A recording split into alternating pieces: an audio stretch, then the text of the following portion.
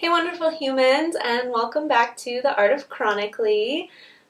Today I wanted to talk to you about one of my favorite tools that I use on my healing journey, and that is mantra-based meditations.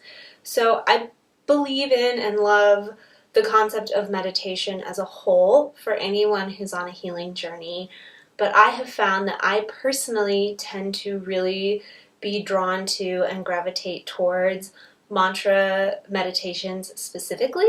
I think for me, it's because you can really infuse these meditations with whatever it is that you're needing at that moment. So first I'm going to kind of talk to you about what a mantra meditation is, and then I'll talk about why I like them so much and how I sort of tend to modify them.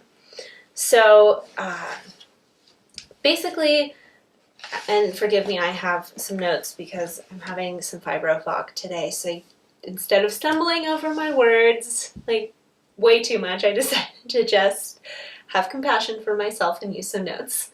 So mantra meditations are a form of meditation that use sound syllables, words, or phrases, and they're attached to some type of positive energy, and they're used in repetition form. So what this allows is a total relaxation of the mind and the body because you become focused solely on the mantra. It's a beautiful experience because you can really allow yourself to disconnect from and step away from all external stimulus, worries, anything like that. And for me, I have found it's one of the best ways to really drop into my body, my mind, and my experience and let go of whatever I might be afraid of or worried about or stressing about in that particular moment. So when you're using a mantra-based meditation, one of the first things you want to do is really figure out why you're using this form of meditation. And because someone told me to meditate is an answer, but maybe let's try to unpack it a little bit more. So if you say somebody told me to try meditation, maybe like why did they tell you to try, and what is your intention, like what do you hope to gain from this practice? So for me, I use meditation to help with anxiety. I use it to help calm myself down physically before certain exams and procedures. I live with PTSD, and one of my categories is medical trauma. So when I'm going into a situation where I know that I have the potential to be triggered, mantra-based meditation or meditation in general can really help me feel more empowered and more connected to myself, and like I'll be okay during that experience. Because living with chronic illness, it's not as if I can eliminate myself from any and all medical experiences. I still have to go through with them, but this is a tool to help me feel more empowered in those medical experiences.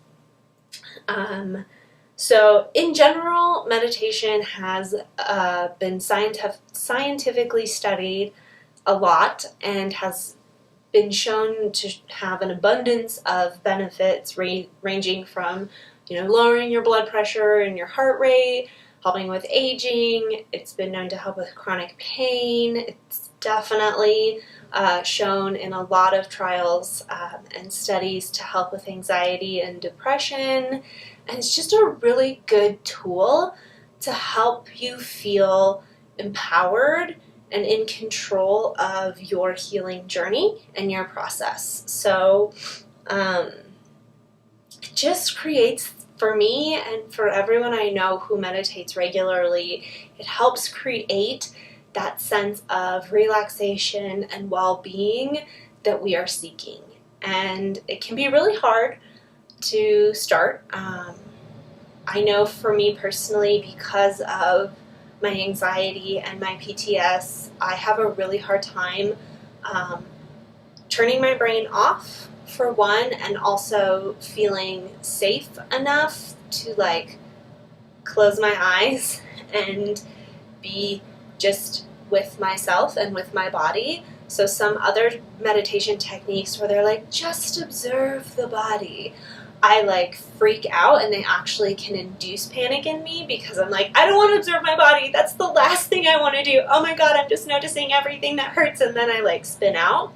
So for me, mantra meditation is great because the mantra that I choose, so the word, phrase, sound, whatever it is that you're working with, becomes sort of my anchor, and I'm able to get through the meditation knowing that I have this anchor to hold on to. So when I start to go into that, my eyes are closed, my defenses aren't up, I'm afraid, I can bring it back to the mantra, and a lot of times that intention that I set is to help me to feel safe and to feel secure. So it's a really beneficial tool that I have found. And the thing is, I love these. I love mantra meditations because you'll hear me say this a lot. They're totally a choose your own adventure type meditation. So you can really modify them to whatever you're needing. And if you do a lot of research, like if you go down the Google rabbit hole, you can get some pretty deep, some of the ancient Vedic yogic texts have these very complex rules about mantra meditation and these very elaborate mantras and all of that, and you don't have to do that. Your mantra can be like, I am great. I choose healing.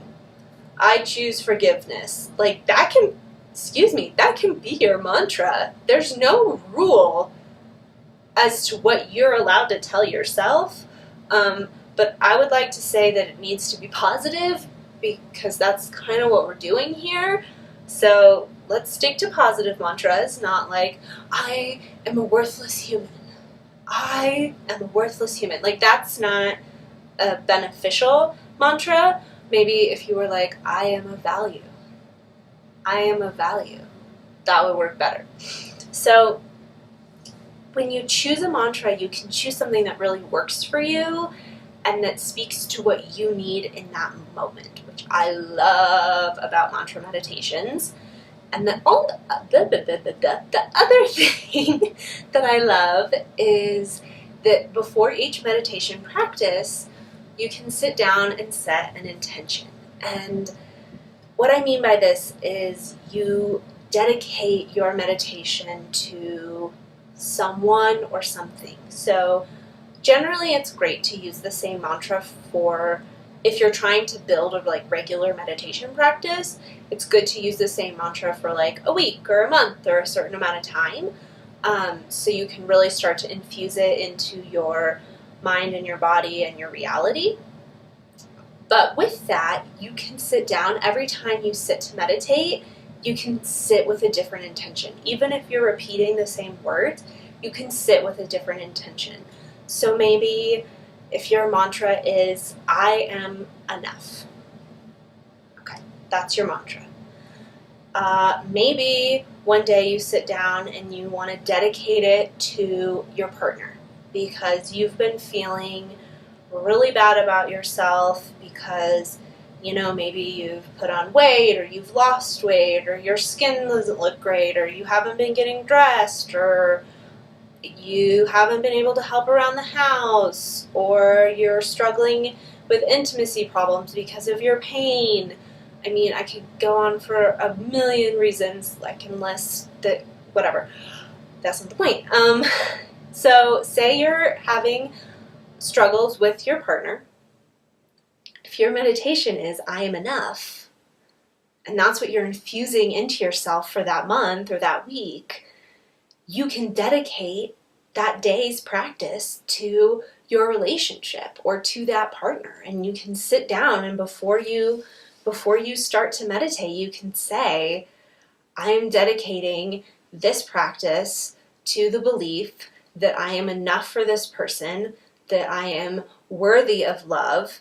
My intention is to believe that I am enough to deserve love, if that makes sense. So you can really just find what it is that you need and start to feed yourself and feed your soul all the yummy goodness that you need. So I love mantra meditations. They are so fun. You can really get creative. And the best way to practice them is to find a comfortable seat. And I'm sorry that I'm not in a very good position to show you a comfortable seat, but you want to find a comfortable seat or a comfortable way to lay down. Just please don't lay like in your bed. If you're laying on your bed, like above the covers, that's okay. But when you're meditating, I really want you to position your body with intention and have a separation of where you sleep from where you are doing this type of work. It's just energetically important to me. So lay with intention. Do not curl up in a ball. Don't lay like this. You want to have space in your body. Ideally I sit on like a yoga block. This one's, I love it. It's super soft. I've had it for like 12 years. It's super soft and it's just the right height for me. So it's my like favorite meditation seat, or just seat. I'll even watch TV on it because it supports my hips so well. But you can sit on a blanket, you can sit on a chair. Just sit somewhere where you feel supported, your spine is supported, and you're able to relax into your body. So I don't want you to feel like you have to be holding or constricting, because you want your breath to be free, as free as possible, and you want your body to be able to soften. So if you're seated, your hands can lay palms up, palms down. If they're up, this generally indicates that you're energetically sort of more open, and palms down, so like on your thighs, palms down, it helps you draw inward. So whatever your intention is, palms up, palms down. If you want to be open and receiving, or if you're really working on drawing inward, that can dictate. You can do hand on heart and belly, hands in the prayer pose, Anjali Mudra, kind of whatever works for you. Just find a comfortable place to sit, and you want to connect with your breath, but not try to control it. This isn't a breathwork exercise. It's not pranayama. I'm not asking you to like count your breaths or hold here or do anything fancy. And if you have respiratory problems where even observing the breath is stressful, or if you're on oxygen or anything like that, you can still 100% do this type of meditation. You just know that your body's way of breathing is perfect. There's nothing wrong with how you breathe. Okay?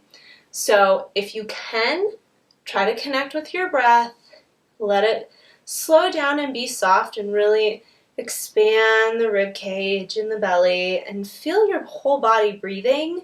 But this isn't as much about breath as it is about slowly repeating the mantra. And you can say it out loud, or you can say it internally.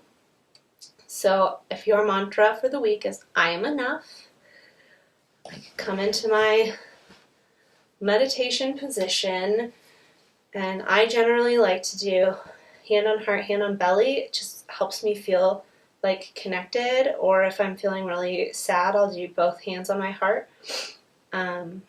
Close your eyes. And if closing your eyes makes you feel vulnerable or like you're not comfortable with it, just find a soft gaze down at the floor in front of you and try to just soften your gaze. So you're not actively looking at anything, so you can start to drop in. It's okay if you're not comfortable closing your eyes, and it's okay if you can't connect to breath. Your body is perfect exactly the way that it is. It's all about acceptance, right?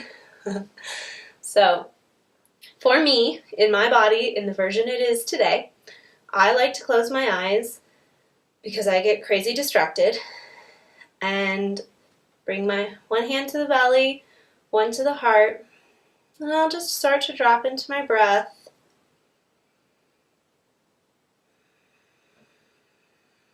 And ideally, you want to close your mouth and do just breathe in and out through the nose. Again, that's in a perfect world. Your version of this is great.